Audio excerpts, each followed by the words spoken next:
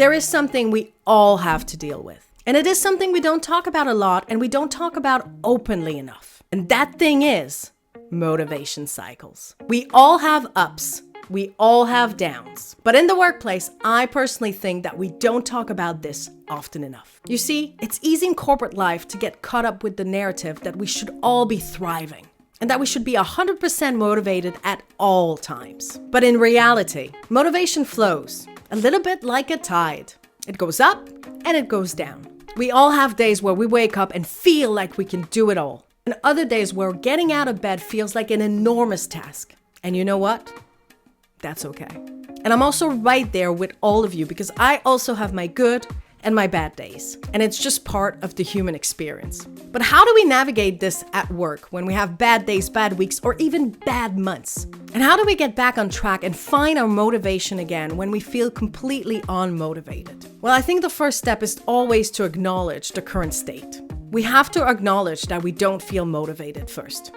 And we have to accept that it's okay to feel that way. It's important to give ourselves the permission to feel a lack of motivation and to do so without judgment. And then it's also important to find small, achievable goals to help us move forward. And it's important to celebrate every single win that we get, no matter how small they are. Personally, I feel ups and downs really easily. More than I show it, actually. And sometimes when I'm in a low, I need to push myself to do something, to have a small victory to help me get back on track. Making this video, for example, is exactly just that. I've been feeling demotivated for quite a few days now, so I decided to push myself a little and to do something to help me feel better. And that thing is to make this video and to talk about this very topic, in hope that it helps me get some of my motivation back. Finally, when we feel a lack of motivation, it's important to be kind to ourselves and not to be too harsh in our low moments. And of course, if the lack of motivation persists for a very long time, it's also important to seek support and to look for help.